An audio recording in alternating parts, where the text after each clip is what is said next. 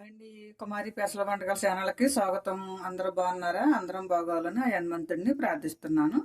ఈరోజు మీ ఎదురుకు వచ్చేసా మీకు చూపించబోయేది వేళ మనకి ములక్కాయ జీడిపప్పు కర్రీ అనమాట. మనకి వేళ స్పెషల్గా ఇదిగో చూడండి, మనం పచ్చి జీడిపప్పు అనమాట. ఇది సంవత్సరం అవుతుంది. నేను ఇది పచ్చిది జీడిపప్పు తీసుకుని డీప్ ఫ్రిడ్జ్లో పెట్టుకున్నాను అనమాట. మనం కొంచెం కలర్ కొద్దిగా డార్క్గా అనిపిస్తుంది తప్ప కానీ పప్పు అయితే పాడవలేదండి. మనకి ఇదిగో చూసారా, పచ్చి జీడిపప్పు మనకి దొరకదు కదా ఎప్పుడు కూడా. కాబట్టి మనం మామూలు అప్పుడైనా సరే మనం డైరెక్ట్గా తీసుకున్నప్పుడు ఏమంటున్నైనా సరే కొంచెం కలర్ ఇలాగా అనిపిస్తూ ఉంటుంది, కానీ పప్పు అయితే పాడవదండి. చాలా బాగుంటుంది. మనం జీడిపప్పు అన్ని టైంలో దొరకదు కదా మనకి. ఇదనమాట, ఇంత జీడిపప్పు వేస్తున్నాను నేను. జీడిపప్పు కొంచెం స్వీట్ వస్తుంది కాబట్టి ఉల్లిపాయ తగ్గించుకుని ఒక 3 ఉల్లిపాయలు వేస్తున్నాను, ఒక అరడజను పచ్చిమిరపకాయలు, అలాగే దీనికి అల్లం కదండి మసాలా.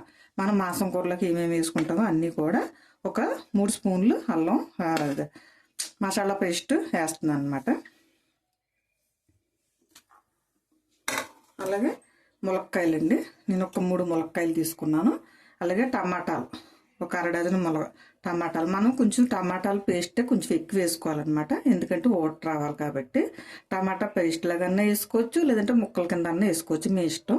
మనం ఎందుకంటే ఈ ములక్కాయ స్వీట్ వస్తుంది, కొద్దిగా తీపితానం అనిపిస్తుంది, జీడిపప్పు తీపితానం వస్తుంది కాబట్టి మనం కొద్దిగా టమాటాలు కూడా కొంచెం ఎక్కువ వేసుకుంటే బాగుంటుంది. ఆ తర్వాత మనం కొంచెం నిమ్మకాయ కూడా పిండుకున్నా బాగుంటుంది, లేదన్నా మామిడికాయ ఉంటే ఇంకా బాగుంటుంది. ఈసారి అయితే నేను టమాటాలతోటే చేస్తున్నాను అనమాట. మనం తయారు చేసే విధానం చూపిస్తాను చూడండి. మనకి ఇదిగో చూపించడం మర్చిపోయాను. కారం అండి, 2 స్పూన్లు కారం, తగినంత సాల్ట్, 2 స్పూన్లు నూనె, ఒక అర స్పూను పసుపు. మనం ఈసారి తయారు చేసే విధానం చూద్దాం. మనం గ్యాస్ వెలిగించేసుకుని పెట్టేసుకుందాం. అలాగే నూనె కూడా వేసేసుకుందాం.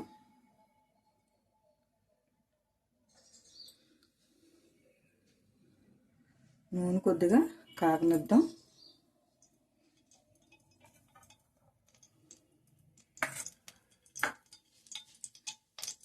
ఫస్ట్ పచ్చిమిరపకాయలు వేసుకోవాలి.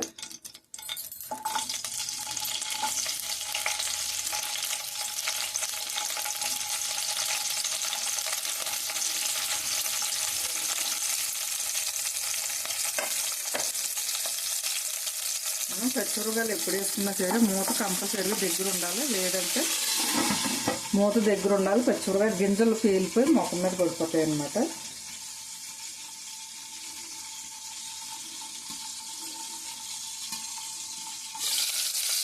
పచ్చిమిరపకాయలు కూడా చక్కగా ఏగాలండి. మనకి ఏ కూరలు వేసుకున్నా పచ్చిమిరపకాయలు వేస్తే బాగుంటుంది.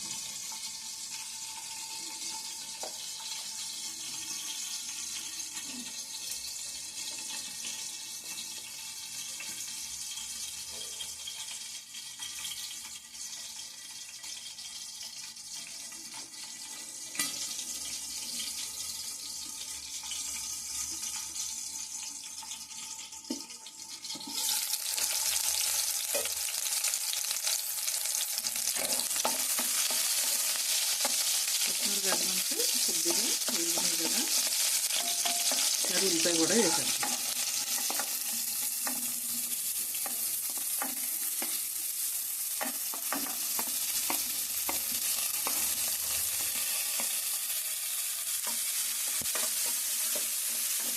ఇది మనకి కూర కాబట్టి కొద్దిగా సాల్ట్ వేసి మూత పెట్టి మగ్గనిద్దాం.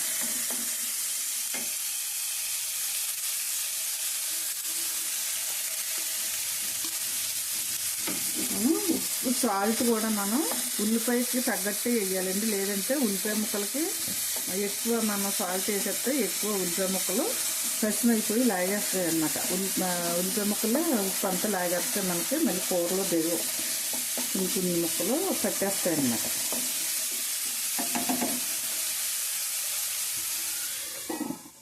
ఉల్లిపాయ ఎర్రగా వేయాలి. ఉల్లిపాయ చూసారా చక్కగా మనకి వేగింది.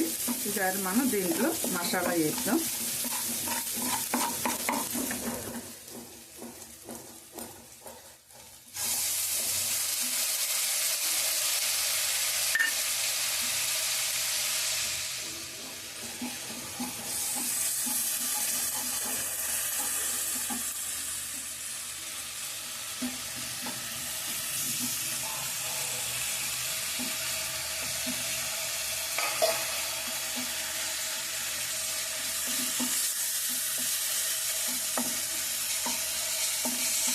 మసాలాకి పచ్చి వాసన పోయేదాకా కొద్దిగా వేగితే మంచి వాసన బాగుంటుంది, కూర మంచి టేస్ట్ వస్తుంది.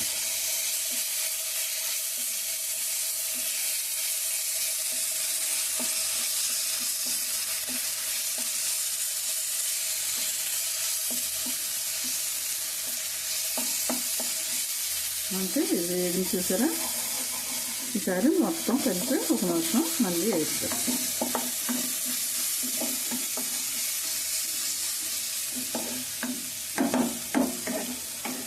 ఒక్క నిమిషం మూత పెడదాం.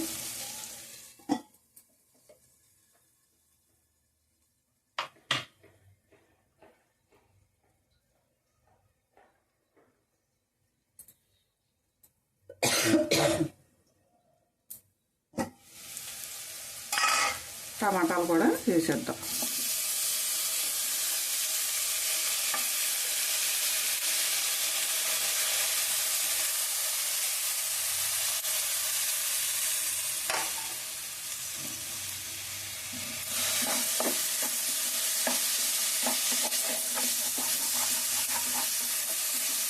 మనకి టమాటాలు మగ్గుతాయి, ఈ లోపల మనకి ఇవి కూడా ములక్కాయ ముక్కలు కూడా మగ్గుతాయి అన్నమాట. వేసేద్దాం.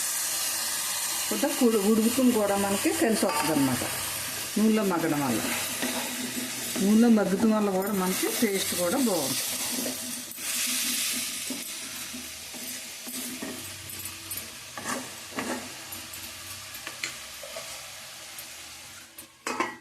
చిన్న మంట పెట్టి అలా కాసేపు ఉంచుతాం, మగ్గిపోతాయి శుభ్రంగా.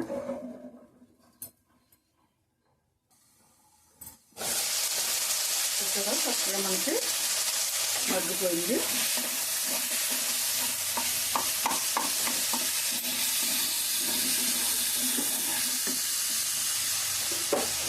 మనం ఇప్పుడు ఉప్పు, కారం, పసుపు అన్నీ వేసేద్దాం.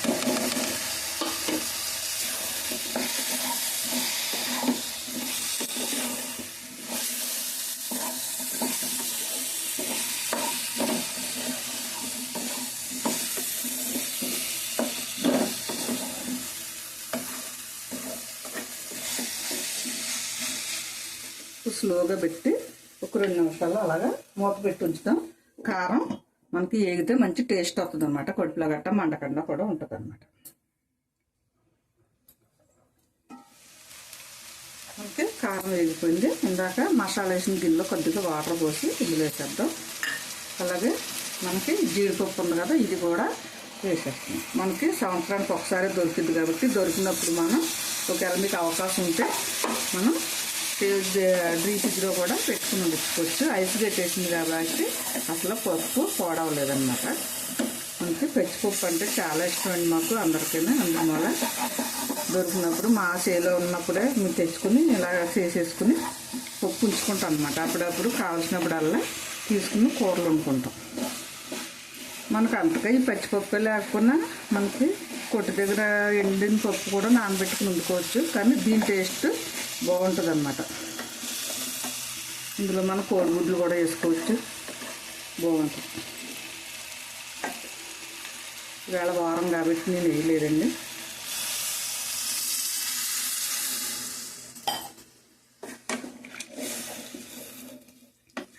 చక్కగా మనకి ములక్కాయ, టమాటా, ఉల్లిపాయ మసాలా అంతా కలిపి చక్కగా ఉడికి మనకి కూర రెడీ అవుతుంది. మనకి ఈ నీళ్ళు అయ్యే లోపల మనకి చక్కగా ములక్కాయ కూడా చక్కగా ఉడికిపోద్ది అనమాట. మూత పెట్టేసి ఉంచేద్దాం. కొద్దిగా ఉడికిన తర్వాత ఉప్పు చూద్దాం. అప్పుడు మళ్ళీ కావాలితే మళ్ళీ వేసుకుందాం.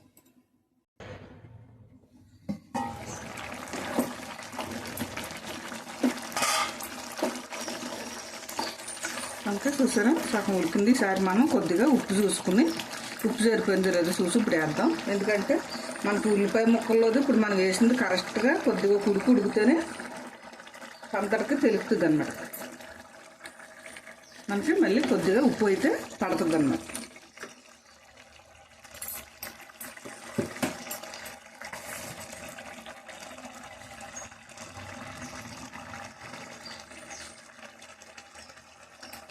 అందులో మనం టమాటాలు వేసాం కదా, పులుపు తగిలితే కొంచెం ఎప్పుడు కూడా ఉప్పు కూడా కొద్దిగా ఎక్కువగా పడుతుంది.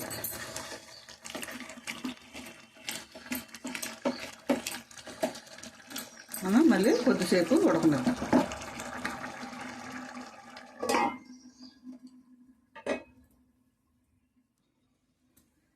మనకి చూసారా కూర అయితే మనకి రెడీ అయిపోయింది, చక్కగా ఉడికిపోయింది. మనకి ఎందుకంటే కొద్దిగా గ్రేవీ లాగా ఉండాలి, కొద్దిగా చల్లారేటప్పటికి మనకి ఇంకా కొంచెం దగ్గర పడిపోద్ది అనమాట. మనకి ములక్కాయ అది చక్కగా ఉడికింది, ఉప్పు కారం అన్నీ చక్కగా సరిపోయినాయి అనమాట. అందులో మనం కొద్దిగా కొత్తిమీర వేసేసుకుని గ్యాస్ అయితే కట్టేస్తున్నాను. ఇంకా రెడీ అయిపోయింది మనకి.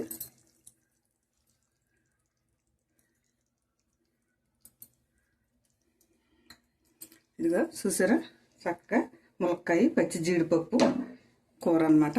మీకు తయారు చేసే విధానం కావాల్సిన పదార్థాలన్నీ చూపించాను. మీకు నచ్చుతుందని అనుకుంటున్నాను. మీరు కూడా ట్రై చేయండి. మీకు నచ్చితే కనుక కామెంట్ బాక్స్లో పెట్టండి, నచ్చింది లేనిది, ఎలా వచ్చింది లేనిది. అలాగే నచ్చితే కనుక మీ ఫ్రెండ్స్కి, మీ బంధువులకి అందరికీ షేర్ చేయండి. అలాగే బెల్ ఐకాన్ నొక్కండి, అలాగే సబ్స్క్రైబ్ చేసుకోమానండి. మీకు నేను ఏ ఐటెం చేసినా మీ ఫోన్లోకి వెంటనే వచ్చేస్తుంది అనమాట. ఓకేనండి. మళ్ళీ ఇంకొక ఐటమ్స్తో మీ ఎదురుకు వస్తా. బాయ్ అండి. మళ్ళీ మనకు పప్పు దొరికినప్పుడు జీడిపప్పు మట్టికి దాచుకోవడానికి కూడా అవకాశం ఉంది కాబట్టి నేనైతే ఇలా చేస్తున్నాను. మీరు కూడా అవకాశం ఉంటే దాచుకుని వండుకోవచ్చండి. అది కూడా మనకి చక్కగా బాగుంటుంది అనమాట. ఇది చూసారా పప్పు ఉడికిన తర్వాత కూడా చక్కగా తెల్లగా పూలా వచ్చేసింది. ఏంటంటే లైట్గా అలాగ అనిపిస్తుంది అంతే. మనం కోసినప్పుడు కొంచెం నల్లబడుతుంది, మామూలుగానే నల్లబడుతుందండి. ఇది చూసారా తెల్లగా ఉంది. మనకి పప్పు అయితే ఏం పాడవదు, ఏమి తేడా రాదనమాట. ఓకేనండి. కూర అయితే రెడీ అయిపోయింది, బాగుంది. ఓకేనా. బాయ్ అండి.